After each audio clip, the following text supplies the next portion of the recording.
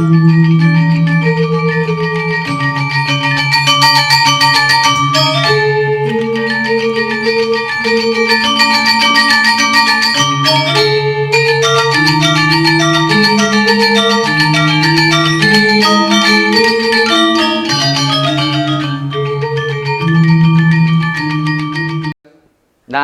Sobat Perbarindo, sekarang ini saya berada di Pulau Dewata, Bali. Nah, kebetulan saya mampir ke kantor Perbarindo Bali menemui bos-bos dari DPD Perbarindo Bali. Selamat siang Bapak Ibu. Selamat siang. Sehat Pak ya? Assalamualaikum warahmatullahi wabarakatuh. Om Swastiastu ya. Swastiastu, Iya, Pak. namo buddhaya. Pak, Bapak namanya siapa Pak? Nama saya Ya. Ngurah. Pak Ngurah. Ngurah lengkapnya Pak? Nama saya Gusti Ngurah Budiawan. Oh, Pak Ngurah. Nama panjangnya itu ya? Ya. Kalau Pak Ngurah itu nama panjangnya Ngurah. Itu panjang itu. Itu nama sehari-hari Pak ya? Iya. Sehari-hari panggil apa Pak? Panggil Ngurah aja. Ngurah itu kalau sehari. Iya. Kalau 2 hari? Ngurah-ngurah. Iya. Di samping saya ini, beliau ini Pak Ngurah selaku apa di Perbarindo ini Pak? Saya Wakil Ketua Bidang Pendidikan. Wakil Ketua Bidang Edukasi Pendidikan. Nah, beliau ini sekjennya, saya udah akrab sekali dengan beliau Pak Made. Pak Made, Ya. Made semangatnya gede. Ya, Nah, semangatnya gede. Pak Made Suarja ya Pak ya? Suarja, Pak. Suarja, suka dan rajin bekerja.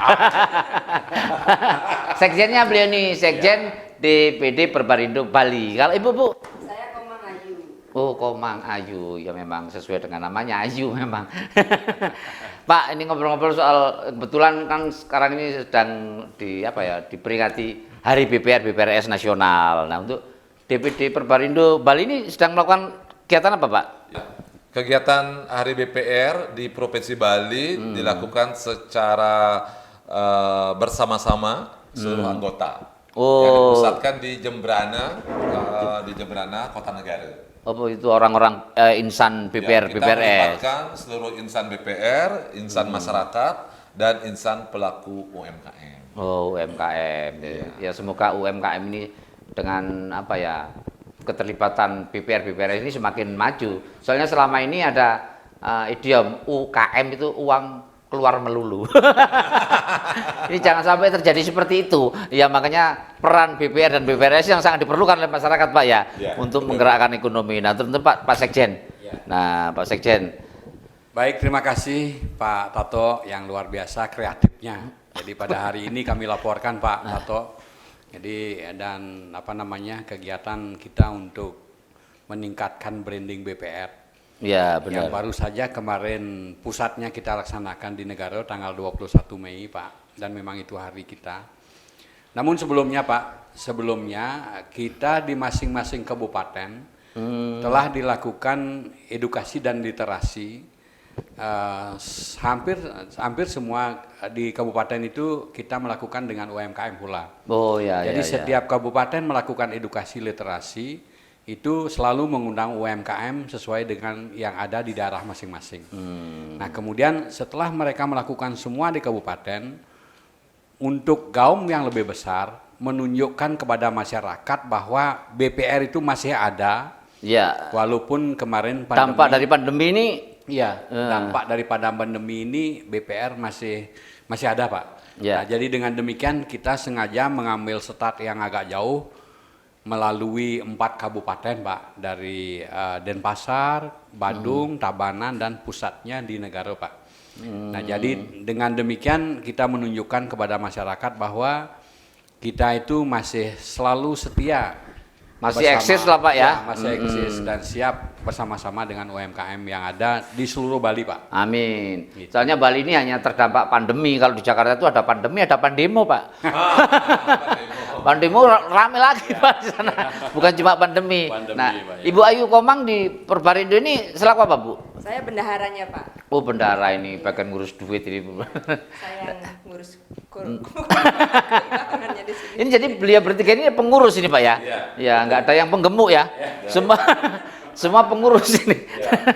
Jadi Ya. bagian kecil daripada pengurus kita yang jumlahnya kurang lebih 21 orang Pak. Ya. Masing-masing bagian ada Pak. Gitu. Nah, pelatihan-pelatihan yang biasanya diberikan oleh Perbarindo khususnya di DPD Bali ini apa aja pelatihan apa, Pak? Kita konsisten melalui asosiasi Perbarindo berkomitmen meningkatkan kompetensi SDM-nya melalui pelatihan, melalui sertifikasi secara berjenjang dan berkelanjutan.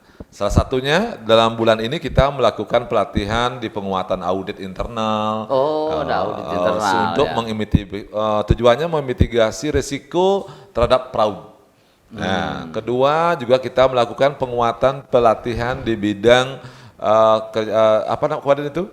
Analisa kredit berbasis scoring.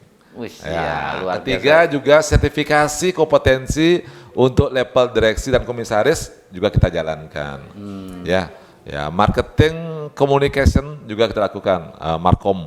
Markom, Ya, ya. juga pelatihan di bidang legal standing credit bekerja sama dengan Polda Bali. Wis, luar Ya, biasa. ini. jadi pelatihan ini tujuannya semua penguatan SDM. Ya, betul, supaya betul. kita memiliki daya tawar dan kompetensi yang makin bagus, makin solid dalam menghadapi persaingan ke depan. Nah, ini satu Pak yang perlu, yang selama ini dibidik oleh Perbarindo yang masyarakat tahu nih Pak ya.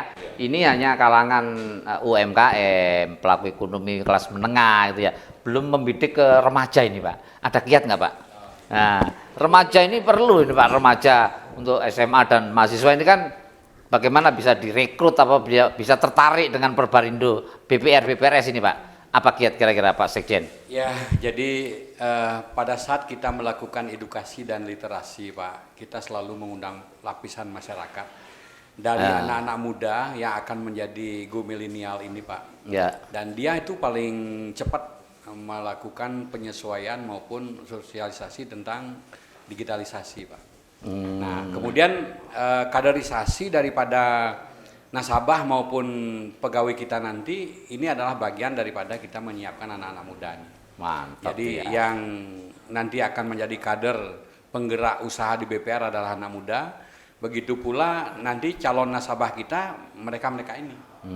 Jadi betul. BPR tidak boleh terlambat menyikapi hal ini. Betul. Nah, jangan sampai nanti kita ditinggalkan oleh komunitas bisnis, Pak. Nah, itu. Iya. Maka dengan demikian kita setiap melakukan pendidikan kita juga arahnya ke sana, Pak. Ya, dan mereka harus tahu juga Pak bahwa nasabah itu artinya nasib susah akan berubah. Harapannya seperti itu, Pak. Iya. Jadi- Nah, sekarang Bu Ayu nih. Bu Ayu ini kan yang orang tahu, Perbarindo ini kan semacam asosiasi perhimpunan bank perkreditan rakyat ya. Kok ada bendaranya itu kan nggak tidak menangani nasabah toh Pak, secara langsung ya.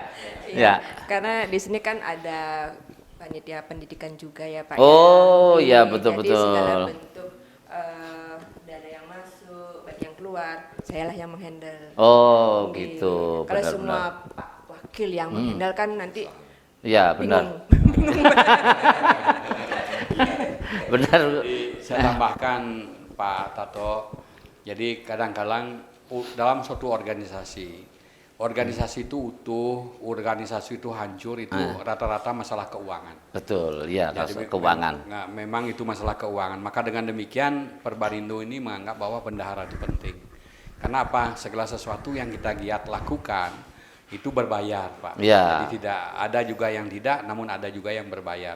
Nah, tentunya aliran daripada keuangan ini pasti ada.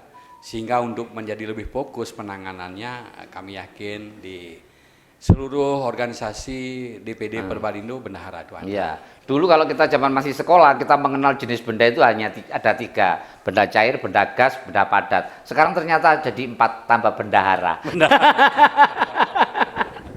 Oke. Terima kasih sahabat Perbarindo, obrolan singkat namun sangat dalam sekali ini ya. Semoga ini menginspirasi, mengedukasi masyarakat untuk semakin punya minat, tertarik menginvestasikan atau menabung deposito kalau perlu ke BPR maupun BPRS ya. Karena apa? Karena Perbarindo BPRS ini sudah dijamin oleh LPS dan diawasi juga oleh OJK ya. Terima kasih Bapak ya. Terima kasih. Barangkali ada yang perlu disampaikan lagi Pak? Intinya Pak Tato, Ya. kami menitipkan kepada seluruh masyarakat Ya. di Indonesia, Bali pada khususnya, bahwasannya BPRS yang ada di Indonesia dan Bali ini adalah BPR milik anak negeri, Pak. Betul, Bang, sahabat Yang- anak negeri. Ya, milik anak negeri. Kemudian semboyan kita selalu siap melayani UMKM Ya. untuk bersama-sama membangun ekonomi, membangun negeri, Pak. Dan Mantap. satu lagi semangat kita bersama Ya. adalah satu kata bahwa jika UMKM tumbuh, ya ekonomi Indonesia akan tangguh. Betul. UMKM tumbuh. Itu tadi pesan Pak Karni.